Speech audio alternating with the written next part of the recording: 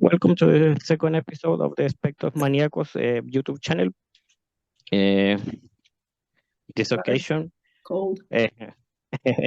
our guest has 40 years of experience on psychotherapy, has published two books, Class Struggle on the Home Front, Imagine Living in a Socialist USA, has published several articles, and she's a co-host in two podcasts, Democracy at Work, and it's not just in your head. Please welcome our guest, Dr. Harriet Fraad. How are you Hi. doing, Doctor? My podcast is Capitalism Hits Home, Mhm.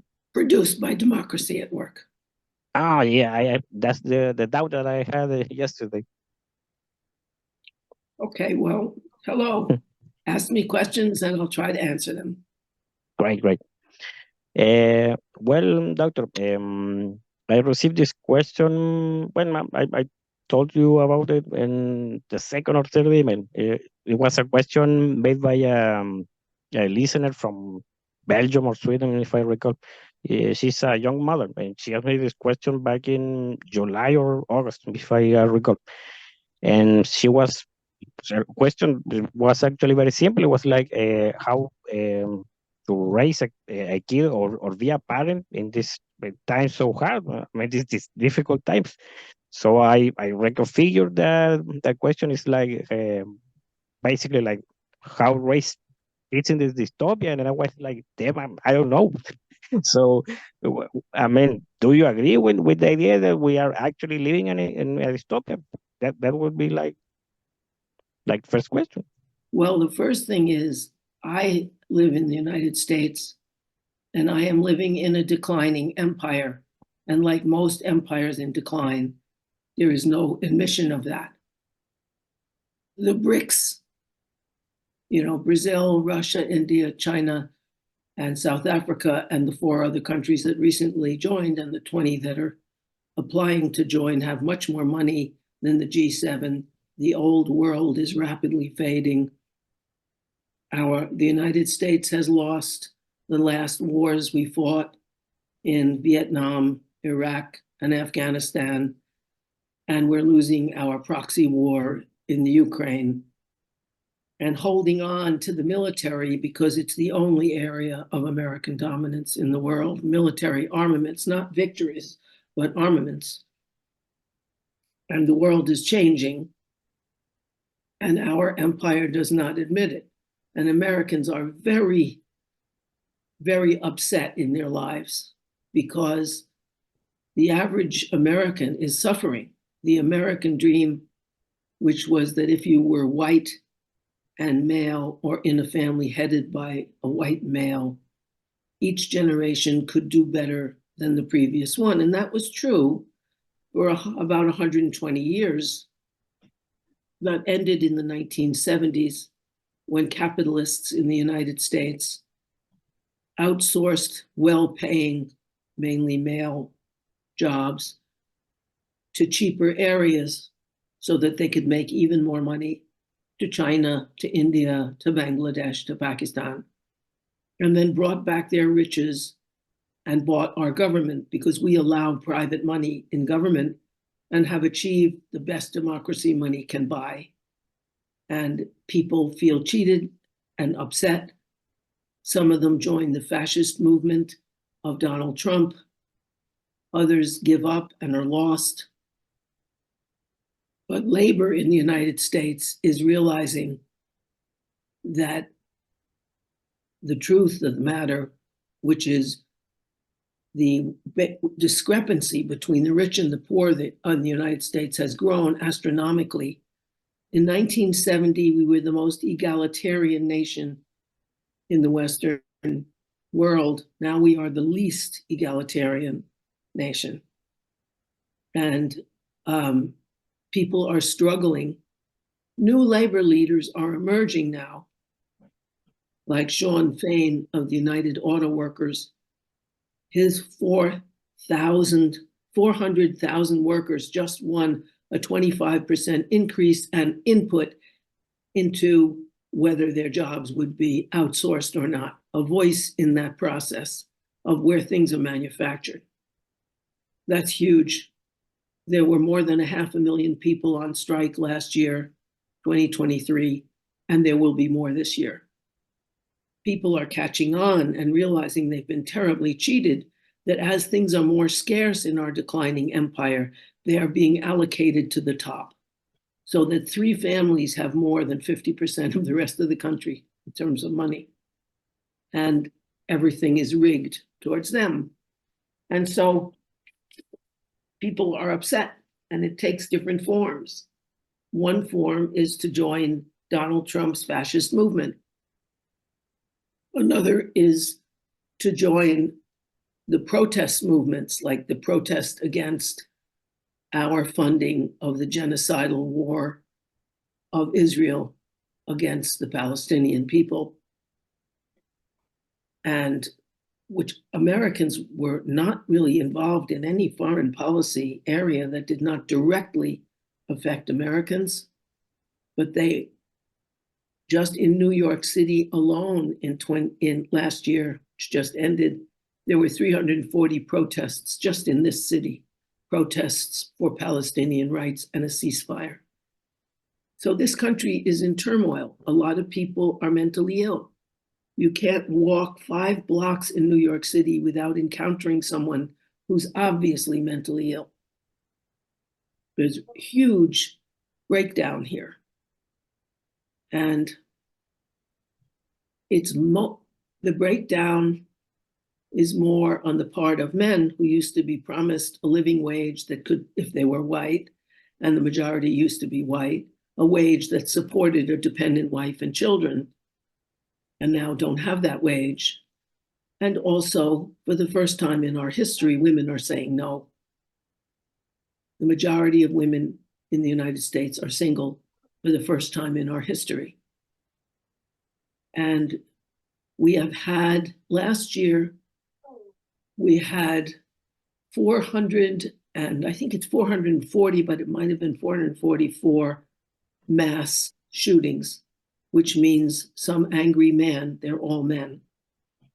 There was one trans woman who was aspiring to be a man, but the rest were all male, where they go and shoot at least 4 people, just in trying to capture their power through the mouth of a gun. And so this country is in turmoil. And women are doing better than we used to. We still are, women with children are the poorest people. Children are the poorest people in our society, and women with children are poorer. Having a child is an indicator of poverty in the United States, because we don't support our children. 1 in 8 goes hungry. We're in a very bad way here.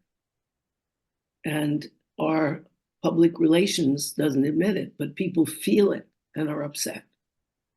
And women have done better because our jobs are expanding, because since men will not support women and usually want them to do all the domestic work, sex work, connecting them with friends and family, raising their children, emotionally helping them, women say no. They're not going to do all these jobs and work outside the home. And they have to, because men can no longer support women, the mass of men. So that personal relationships are also falling apart, because the family used to be the emotional basis of support for human beings, and that has broken down. So we're in a very interesting period in the United States that affects everyone, and everyone differently. Does that respond to your question or not? No. I mean, yeah, that actually touches like the nuclear point of this. A central point that is simply not affordable to have kids these days. I mean, or previous generation. I mean, or dads, grandpas. They will have, like 3, 4, 5 kids. I mean, these days that's simply impossible. It's madness. There's no money to raise 5 kids these days. It's impossible. Absolutely. The only people who have more children now are the 1% who have the money and hire other people to take care of their children. The population is going down. It's not expanding, it's being reduced.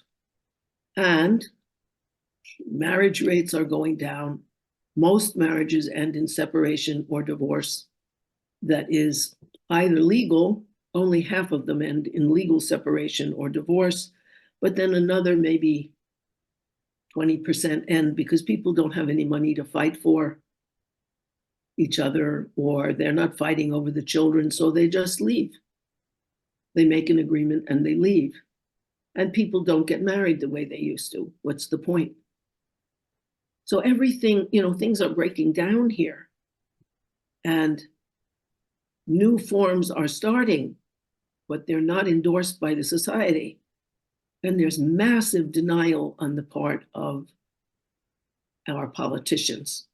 Someone like Trump says that he's going to make America great again instead of saying, hey, we got to be great when every other economy was destroyed by World War II and people had no choice and we dominated the world. That party is over. China grows 3 times faster than the United States often. And we can adjust to that. We can stop paying $848 billion to the military that has lost the last 3 wars. And we can start doing something for our people and reallocating income. But politically, we have 2 capitalist parties that run America, and neither is volunteering such a thing. So, things are difficult. For women, they're less difficult than they used to be.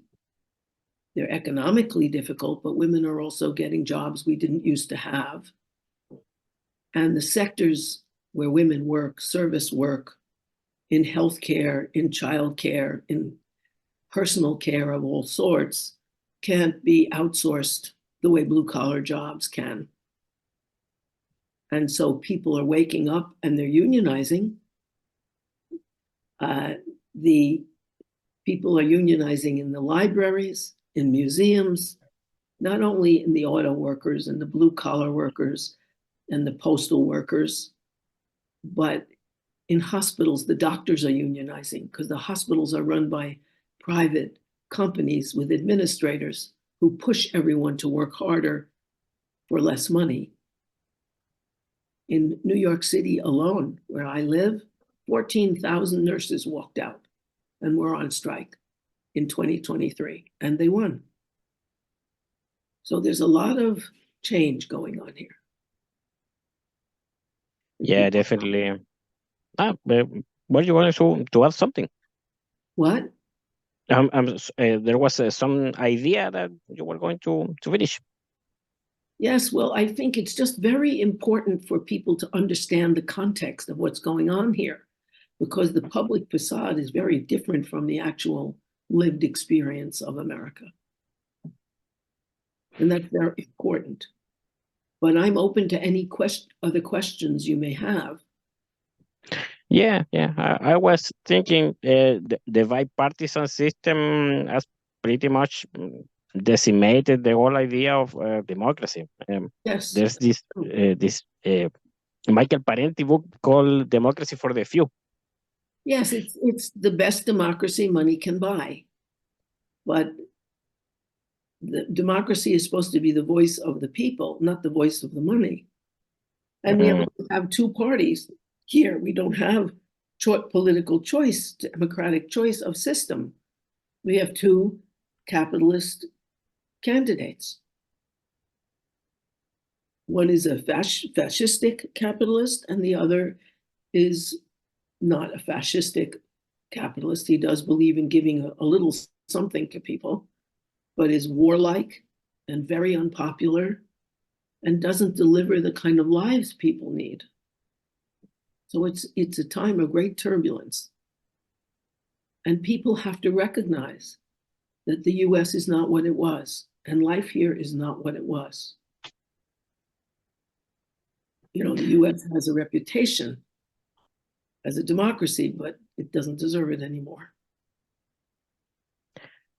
No, definitely. Yeah. I mean, we are in South America, and for us, it's really surreal watching United States crumbling. I mean, for us, United States was an empire; they were undefeatable, and we've seen the rising of China. But I went, if I am correct, I mean, you can correct me, but it was pretty much Reagan the one who destroyed American industry, right?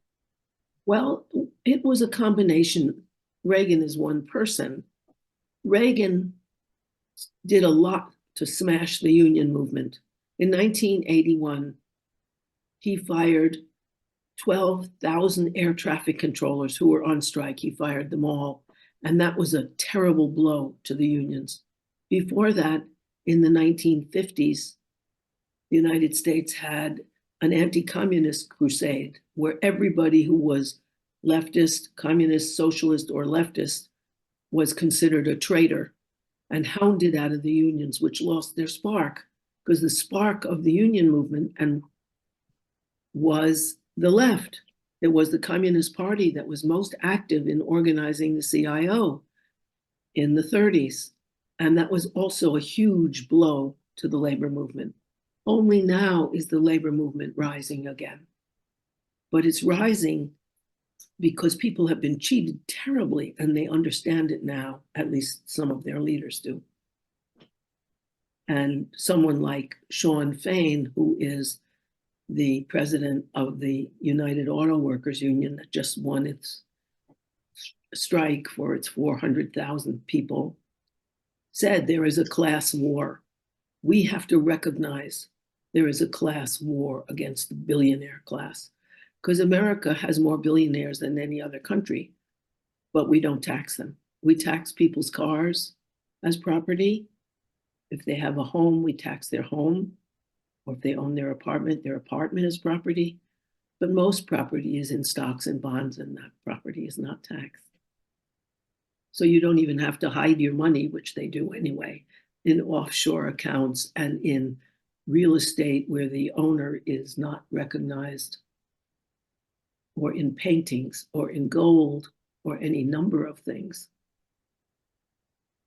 Your stocks and bonds aren't taxed, even though someone like Jeff Bezos paid no taxes at all in 2011, and Elon Musk paid none in 2018. And they make more money in a minute than most American workers earn in a year because they have so much money to invest and make more money. And people have to understand that. The situation has changed. And I don't think most of the world understands that. No, I mean the thing is that, and at least in South America, we shift between one extreme to another. I mean, you've seen that Milei was recently elected in Argentina. Bolsonaro, I mean, that guy was pretty much willing to burn the entire Amazon. I mean, we had Piñera two times, and then we moved to liberal movements, but we cannot move too further to the left because if we do that, we are going to get another coup d'etat like the 70s. So I mean, we do that, and we're going to see the rifles and the machine guns right away. I mean, that threat is not is always present for people in South America. I mean, entire South America, from Brazil to the south, that's the thing. So it's always been like that. And yet, Colombia has its first socialist president, and Chile has another socialist president. And the kind of unity that is so impressive that elected Lula in Brazil, in spite of Bolsonaro, is the unity of the indigenous movements and the climate movement and the feminist movement and the Black rights movement and progressive unions together. That is a winning combination in South America, and I think would be in the United States if we had a party that represented an alternative to capitalism, which we don't have. Mm.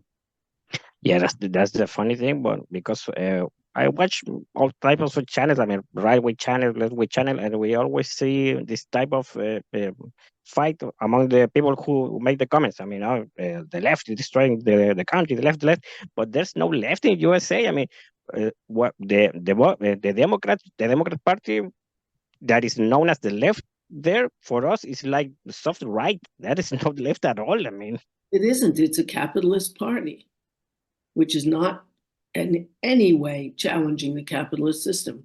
We don't have a choice in this democracy, in quotes, has no choice of economic system. There's two tendencies. One is even more right wing than the other, but they're both capitalist. And we don't have an alternative. Now, there is a candidate, Cornel West, who is a left candidate who is running, but you need a lot of money to run, and he doesn't have it. The last presidential race cost $4 billion. That was what was invested. So that does eliminate the left, that money requirement. yeah, I mean that's pretty much the same thing here in Chile since Pinochet established I forget the technical name. This boat well, the guy basically was sacked, but he never left the power until he died. I mean, he had his claws over Chile until his last breath. I mean, the whole thing was very macabre. Um, but I mean, we obviously go and vote for someone, but it's always the lesser of two evils. I mean, we never vote for the guy we actually want. I mean, it's really sad. I mean, even the last election was like that. I mean, we were forced between Boric, which is a liberal, and Kass, which is a extreme right winger. And it was like that's the only two options we have, and so we have to vote. But it wasn't like this very attractive choice. I mean, That's true. You know, if you live in a country like France, they do not allow private money in elections. Everyone has the same amount of TV time and radio time. They allow people to put up posters, but they don't have money doesn't buy access to the airwaves. So they have many more parties and they're more representative. Money still exerts influence, but not that direct influence that we have in the United States and you seem to have in South America. And yet people are rising up. Even in Puerto Rico, there is an alternative movement that is growing. And that is a quintessential American colony. yeah, we saw something very interesting, some kind of shift toward the left, and so magically COVID appeared. I mean, but it reminded me of the world scenario before the First World War. I mean, there was this movement towards socialism, communism, anarchism, and then boom, a First World War explodes. I mean, very suspicious. But yeah, I mean, things are very rough. I guess for everyone, really. Yeah, it's an interesting time, but I think Colombia, and in terms of abortion rights, certainly Argentina, has given the United States and the world a model of unity that wins. In Argentina, they won abortion rights, even though the Pope himself came there against abortion. And they united everyone, the indigenous movements, the Black Lives Matter movements, the women's movement, the sexual rights movement for trans, LGBTQIA movements, the climate movements, everyone. And I think that is the way we can win. If there is an image, it's of an umbrella, and the central post of the umbrella is class justice. And the panels are all these aspects of life, whether it's indigenous rights or women's rights or sexual rights or labor rights or climate rights, and any of them together. Because we are the majority. And I think there's a lot of effort to divide us, to get straight people to be angry at LGBTQIA people and trans people, to get white people against black people, to get black people against brown people, and white, and white people. And those divisions are what keeps us from winning, in my opinion. And the labor movement, which Martin Luther King said the best way to organize against racism and against capitalism is the union movement, where everyone is together on the basis of class. And I think he was right. Also, we should note that when Martin Luther King said we should unite against class oppression, it's not just race, it's class. And when Malcolm X, another great Black leader, said it's not just about race, it's about class, they were both killed. There's a lot of fury on the capitalist class at the prospect of unity. Yeah, that's an extremely scary thing. Because Fred Hampton was actually attempting the same thing. I mean, when he was trying to work with white people, that's when the FBI entered to the building of the Black Panther and murdered him. I mean, so it's bizarre because obviously the church these days has zero power. Nobody cares about what the Pope says. But obviously, we are ruled by a cult, and capitalism is that cult, and America and all these countries. I mean, United States, the rulers of United States. I mean, I'm not talking about the United States people, but they protect this ideology like it's a religion. I mean, so they, Well, it's in a their way, bread they and are butter. inquisitors. They protect it because it's their bread and butter. It's the people at the top who are an international group. But in America, it's very clear that the rich want control because they know that the mass of people united will destroy them. We will replace them if we're united because we do all the work, without which they won't be rich without our work. So, that's pretty persuasive. And I think that idea is growing in the United States, but we don't have a movement that really does represent that. We don't have a socialist movement that's explicitly socialist, or candidates that are explicitly socialist that really have a chance because they have the money to run. And that will have to be changed if we're going to win. We have to have people. Bernie Sanders represented that in the United States, but he was stabbed in the back by the Democratic Party. He could have won because he represented a movement and a hope for people together. And they pushed him out. Yeah. I mean, we were following very closely what was happening with Bernie Sanders, and yeah, we we all saw what was going to happen. I mean, it was very obvious. You didn't need to be Nostradamus to see what was going to happen with him. But it was very sad, obviously, because I mean, I don't know. I I don't. The term is very strong, but the thing is that when you surround yourself with guys who are basically snakes, I mean that's the thing that can happen. That can happen. I mean, that's what happened with the PRI in Mexico with this guy Colosio.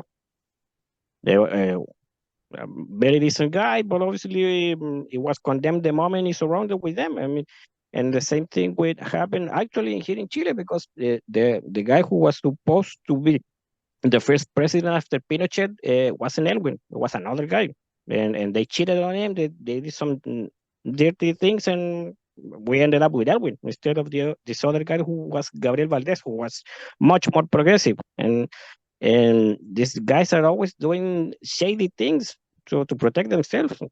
Yes, and they have the money to buy influence because, you need, unless you have a democratic system that doesn't allow private money in elections, the people whose voices are heard are the people who can buy the media. And that makes a big difference. Also, in the United States, both the Democratic Party and the Republican Party have the same or similar corporate sponsors. And without corporate money, they can't run because it's about the money. It's not so in terms of local elections. In the New York City Council, at least a third of the city council are socialists. And they fight the mayor, who's very right wing. And they are constantly providing an alternative. But that's very local, the city council. It just is about New York City.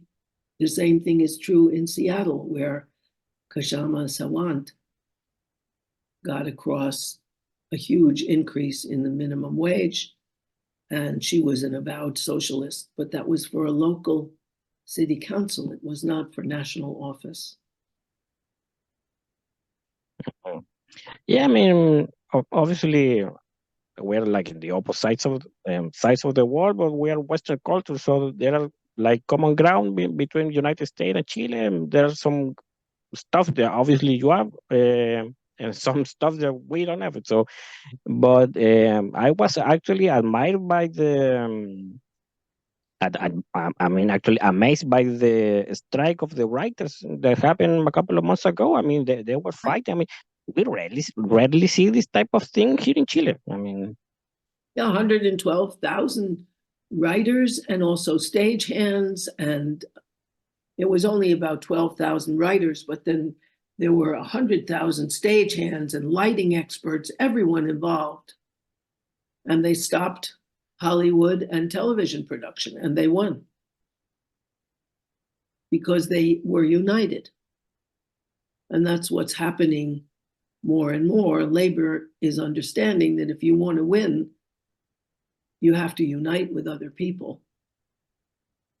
The United Postal Service had 340,000 people, and they were going to strike, but all these other people said, the delivery workers, the postal workers, the others said, if you force them out on a strike, we will not do our part either.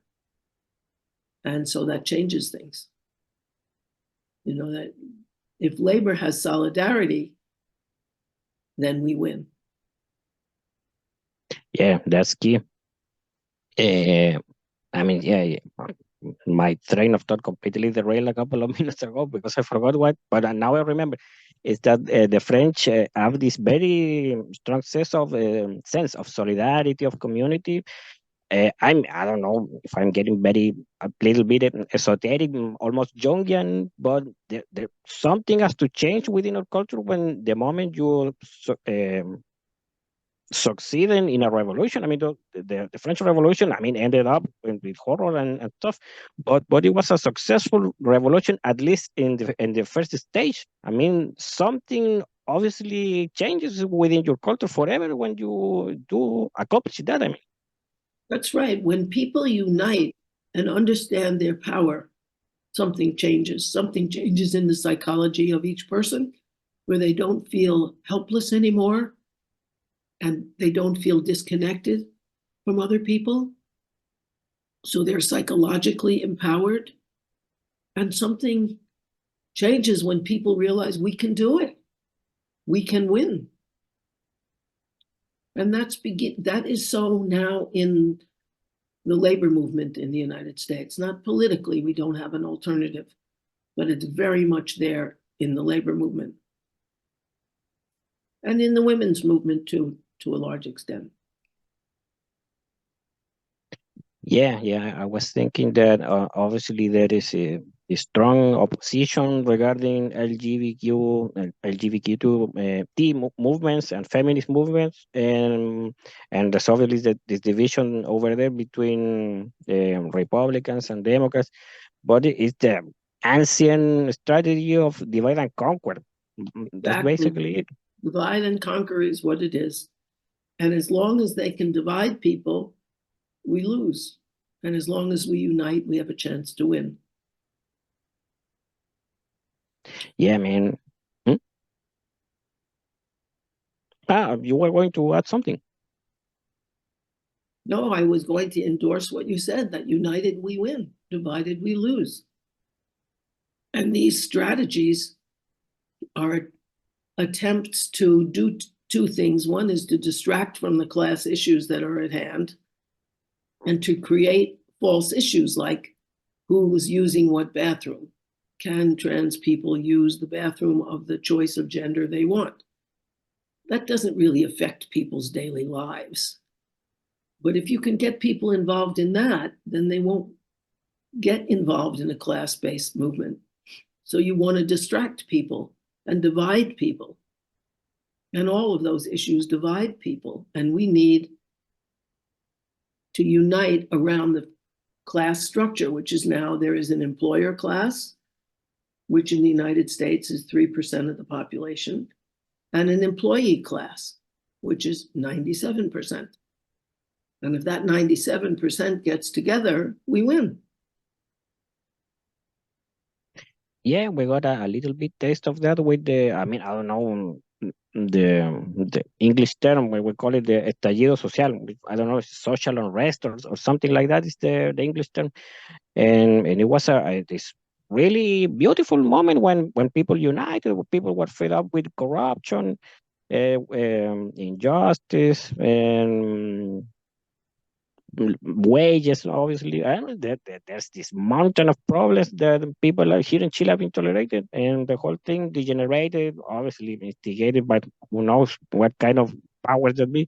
So we saw the sacking of stores and stuff, and obviously people went back to this original way of thinking, which is very centrist. I mean, we don't want to do nothing with the right people, either with the left people, just keep the things the way are going. So Yeah, well, well, obviously, it's scary for people to leave the familiar, you know, even if what, even if there's enormous promise in leaving it. It's scary to leave it, the familiar. And people learn. Althusser, the Marxist scholar, the great scholar from France, he's dead now, but he was a great philosopher. Um, he talked about ideological state apparatuses, and those are the authoritarian family structure, authoritarian religion, and authoritarian education.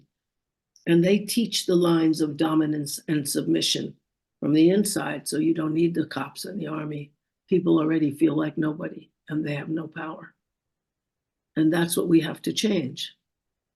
And a revolutionary movement changes that psychology, changes the internalized lines of dominance and submission. But that is a struggle. yeah, definitely. I mean, people obviously are very still traumatized what happened in '73. I mean, obviously the lives that were lost, the people who were traumatized forever. But in very cold terms, we have this massive loss of intellectuals. That's what happened when all these people were murdered. And so obviously, many of the people who could actually fix the mess we are here in Chile right now died. I mean, were executed. So that's the sad thing. So Or they left, and like mm, Ariel Dorfman, who left. He still writes powerfully, but he had to leave to save his life. yeah, definitely. No, I was when I that's actually that I told you, and I don't know if in the first email that in the whole thing with psychology, because well, I actually was listening to an episode of your podcast. It's not in your just in your head. When they say the one of the guests said that in psychology in some way has been detached to the critics of towards capitalism, and that's what happened here. I mean, we see that the whole thing with mental health is terrible. So Hmm. anyone who can pinpoint, it's capitalism. The reaction will be like, "Are you a commie or something?" I mean, that's the level of debate we have here. Well, it's also what has happened in the United States is that the three big corporate influences, one is the hospital The other is Big Pharma, the pharmaceuticals company. And the third is medical doctors get together and they diagnose people's upset as some kind of a disease and sell them a drug which numbs them, rather than say, of course you're upset, look at the world you're into, get active, it will help you. But they work together. Those three corporate influences have a stranglehold on our mental health care. And even though the National Institutes of Mental Health, which are the national institutes of the United States, say that is not a good idea to just prescribe drugs, that you have to understand why the person is depressed, what happened, and find a way out. They don't have the advertising budget. And in the United States, you can have direct to consumer drug advertising. So that's where the budget goes. And Yeah, and the result is people are numb. yeah. I mean that thing as always me struck like very surreal.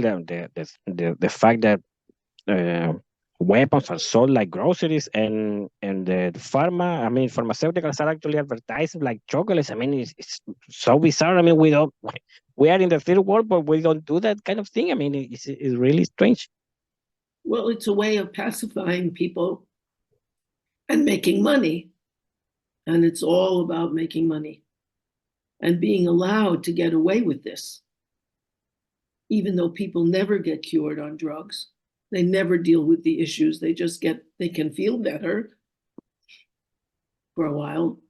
They can be numb to their pain, but they never get over whatever agitated them and depressed them by having drugs. They don't even claim to cure people, just to make them feel better, which they sometimes do, but not all that much.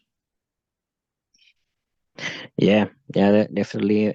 Mental health is a very uh, issue that is. I mean, it's an issue that is widely misunderstood and very place. And I mean, a lot of places. I mean, the Argentinians, for example, they have this rich culture of psychotherapy. I mean, they know if they have problems, they can go, and they have this very strong, no, this very rich psychoanalytic tradition. I mean, for wonderful therapies came from there. But here in Chile, we're still fighting for trying to convince people that you need to go to therapy. And the episode that I was listening last night, I mean, I just found out that the psychoanalysis is very unpopular in the United States, pretty much like Chile. I mean, well, in the United States, if you have personal therapy, it's very expensive. And if you have insurance, they pay the insurance companies pay the therapists much less than they could get if they work for themselves. And you have to report on your patient and you have to justify why you don't drug them, so that most people don't have quality mental health care. Even if they have therapy, the therapists apply drugs and also have to report back to the insurance companies if they go through insurance. And if they don't, they have to have the money. So it's a luxury good. yeah, that's a very real problem. And here in Chile too. I mean, colleagues charging some very high rates. I forgot the term, but they're charging people a lot of money. And so they're reinforcing this idea that therapy is a luxury, and but people understandably they say I'm not going to go to therapists. They're going to charge me that amount of money, and so no, I mean it's all right. I mean, I was talking in the previous interview with a psychiatrist from Louisiana, if I recall, and we don't need to do some massive questioning of batteries. I mean, batteries of tests. We know there's a lot of people with mental illness right now in Chile because the consume of cocaine has spiked a lot. I mean, right now, South America is like the early 80s. I mean, people are sniffing cocaine like it was alcohol or beer. I mean, there's a lot of people who are traumatized because otherwise they will be doing drugs and hard drugs. I mean, That's about all. in the United States, more people have died of drug overdoses than any of the wars we've ever fought because there's such a problem of drugs and overdoses. So, you know, that, and it keeps increasing because people don't want to face what their lives have become. And they don't have a movement that's strong enough to capture them and help them feel hope and connection with other people. Because connection is very important. And a movement can deliver that connection.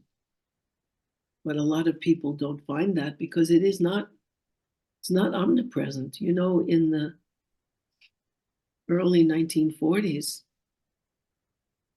and the 30s, 1 in every 4 families had a communist in it.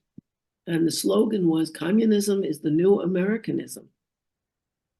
And FDR included many communists and socialists in his cabinet. When he died, the capitalists reversed that and they used the House Un-American Activities Committee to brand anyone who was on the left a traitor and put them in jail and deport people and lose their jobs and so on. And it's only in 2011, for the first time, there was a national movement, the Occupy movement, that said there is a 99% here who does all the work and a 1%. And on the same day across this nation, Obama closed all the Occupy sites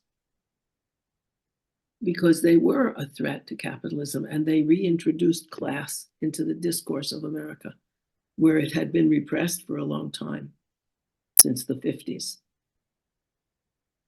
And we will see what's happening now. It certainly class is being introduced in the labor movement. Sean Fain saying it is a class war. It is the employees against the billionaire class. That's amazing that a labor union leader would talk that way and be so popular. But that's just starting now, that recovery from the 50s and the condemnation of the left. Those are good news. I mean, you have starting to see some movement regarding the unionization. I mean, that cause, at least here, is completely lost. I mean, pretty much 99% of the blue collar workers are strongly affiliated with the right wing. I mean, despite a lot of them being actually murdered during the dictatorship, I mean, they were completely kidnapped by the right. So, I mean, that's a completely lost cause here. But it's nice to see things are moving forward slowly, but moving forward, at least in the United States. I mean, In the United States, that is a huge hope for the mass of the American people, the labor union movement, which is spreading like wildfire, really. The 400,000 workers at the United Auto Workers Union struck against the 3 big car makers. And now they are in the process of organizing the other 150,000 auto workers that were not in their union yet. And they're doing very well. But there's organizing everywhere, from coffee houses, you know, Starbucks is organized, and teachers and librarians and museum workers, people who didn't used to think of themselves as workers, now are forced to, even doctors, because the hospitals are run by administrators who are eking out profit and hurting patient care and hurting doctors and nurses and all other personnel. The anesthesiologists at Cedars Hospital in San Jose, California, just organized a union of anesthesiologists. Those are medical doctors too. So that is the hope. yeah, those are good news regarding that. I mean, I guess this is another hint of the we are living in a dystopia that the writer strike. I mean, it was so bizarre because they know the studios were willing to use artificial intelligence to write the script. So that's the whole thing of capitalism. They will do literally anything. I mean, put money into artificial intelligence, even create robots, whatever, except giving rights to the workers. Exactly, So because they see their class interest in denying those workers their power. They will not remain on top making billions if people organize. They won't. And they see that. Look, Elon Musk makes more money in a second than he pays people in a year. But he's fighting against the unions. There's a big issue in Sweden. 137 mechanics at Tesla, Elon Musk's company, are on strike. And they will win because the garbage workers won't pick up the garbage there. The delivery workers, the longshoremen won't ship the cars. The Teamsters won't truck their supplies over. The postal workers won't deliver their mail. And so they'll win. You know? So it isn't just the 137, they have the power of the labor union behind them in Sweden, which has a very strong labor movement. And so I think if people realize that, and if they have the kind of union presence that is starting in the United States, that will transform this place. That's the hope. It's a good place to end on that hope, I think. Yeah. Solidarity is key, definitely. I mean, you can bring 3 kids, but you can at least bring one. I mean, and there's obviously, if you raise them well, you can give them the sense of community. Because you actually devoted an entire episode to the thing about this epidemic of lonely men. So, because a traumatizing lonely man is dangerous, and they deserve help. They're the mass shooters in the United States, lonely men. They're all lonely, and they're all men. No, by shooting people. No, and if they are engaging in that type of activities, they always develop very misogynistic traits, Right. or very fascist traits, and it is behind them that there's pain to be exploring therapy. I mean, if everyone could heal of the traumas, the whole drug dealing industry will fall. I mean, it's that simple. It's unity is strength, and people have to realize that instead of being hopeless and taking drugs, you know. But that is the hope, I think. That is certainly the hope in the United States. That and people's outrage at our government for financing Israel's genocide. I told you there were 340 demonstrations in New York City alone. That's amazing. People are that involved. And there was a march in Washington. And so that's another thing that's galvanizing people's outrage. Because Black people identify with the Palestinians because of racism in the United States. And also all the forgotten people in the United States who don't have money identify with the Palestinians. And young people who have less of a chance because America's collapsing, they don't have a future, they identify with the Palestinians. Sadly, they may mean that they won't vote for Biden, who's lousy, but he's better than Trump. Then they may have fascism because of it. I don't know. Yeah, I mean, yeah, definitely.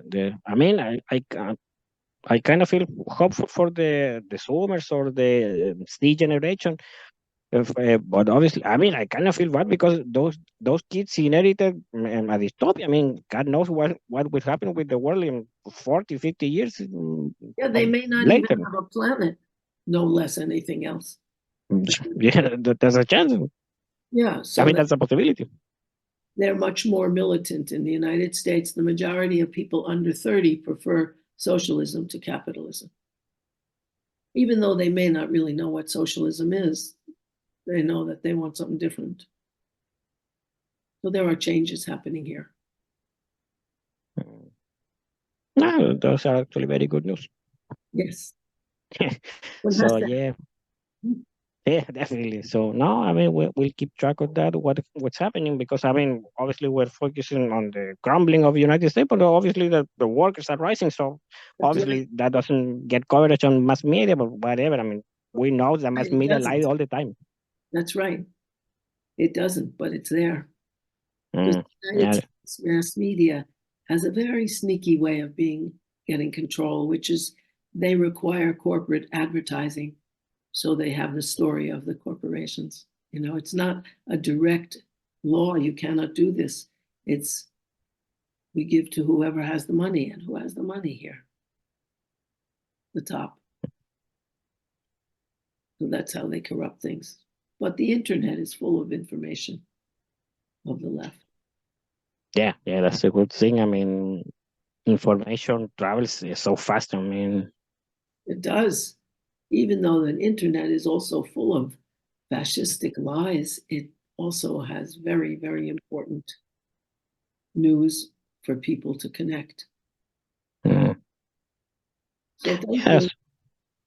Thank you for inviting me. I'm glad you did. No, I'm very happy to, Doctor, for joining to of this episode. I mean, it's very important. I mean, I was really happy when I found your channel, because I was looking for a dystopia. I mean, and I found an entire channel devoted to capitalism and mental health. I mean, wow, this is a gold mine. So I mean, it was really awesome. So Capitalism Hits Home is my podcast. But anyway, thank you so much. And send me a link. I'd like to have it for my files. Okay? okay, see you. Okay, no problem. So thank you, hello, Doctor. Have a nice day. We'll see you. Solidarity. Yes. Okay, see Bye-bye. you. Bye.